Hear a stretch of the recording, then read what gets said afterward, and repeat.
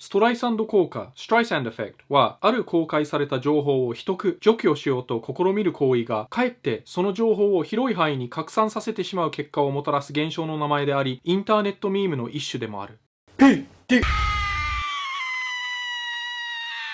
どうも、PDR さんです。気づいた方もいるみたいなんですけど、昨日の動画が8分16秒から7分40秒になりました。何があったの？昨日の動画は YouTube ニュースだったんですけど、メインはステパン騒動だったんですけど、他にテンチム家賃100万円以上ダウンの新居に引っ越しと、ガードマン渡辺真帆が裏方を続けていることを明かすを取り上げたんですけど、この真帆の部分をカットしました。なんで？実はガードマンさんからDM が届いたんですよ。ガードマン？ DM を見せようかちょっと迷ったんですけど、逆の立場だったら多分ガードマンさんは見せると思うので、今すぐに YouTube 上で真帆のことを言ってるシーンをカットしてください。悪いことをして反省して自分は一生忘れずにゼロからやり直そうとする人間の邪魔をなぜするんですか？何かされたのなら3人で会う席を用意するので、言いたいことがあるなら直接話しますか？対応お願いします。自分のやった悪いことを反省して一生背負っていくとか当たり前のことだろう。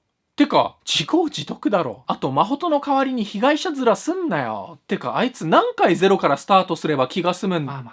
すいません。PDR さんは返信しました。はじめまして。ガードマンさんのお気持ちわかりました。問題の部分カットしておきました。ただ、カットしたことを視聴者さんが気づくと思うので、後日カットした理由の釈明動画を出させていただきますね。今ここ。まず、真帆に会う？やだよ。これを言うとちょっと本人が傷ついちゃうかもしれないんですけど、同じ部屋の空気吸いたくないです。2019年だったら、ちょっと考えたかもしれないんですけど、今更会って何話すんですかね。よ、久しぶり。さすがにもう犯罪犯さないよな。とか。で、動画を見返して、確かにちょっと言い過ぎたなと反省してます。でも嘘は何一つ言ってないですよね。あのカットした部分で伝えたかったのは、こんなにやらかして、さらにやらかしたのに、まだ雇ってたんだ。と、彼ほどチャンスを何回も与えられてる人、他にいないんじゃないの？せっかくなので、彼が今までやらかした、犯してきた犯罪をちょっと見ていきましょ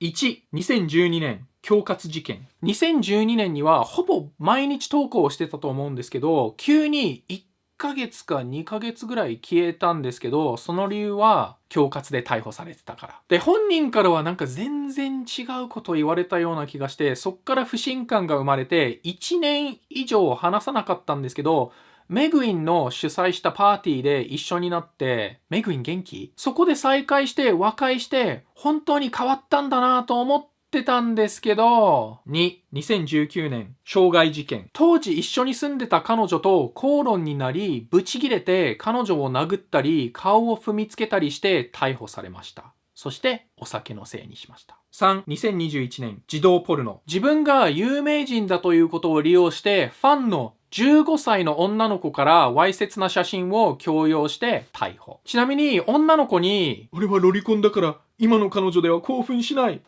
とも言ってたそうです。これでさすがのウームも彼を切り捨てることにしました。4、2024年、暴行事件。元妻の今泉結衣さんと口論になり暴行を加え逮捕。そんなことをしてきた人を擁護して雇いたいんだったら、それはもうガードマンさんの自由だと思います。そんなに好きならもっと堂々としようぜ。更生すると信じてるから。一回裏切られたけど、高い給料を渡して養育費を払わせてる俺偉いでしょ。あと素晴らしいスピーディーな編集技術を他の人に取られたくないって。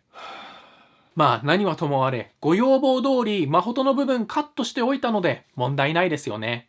じゃ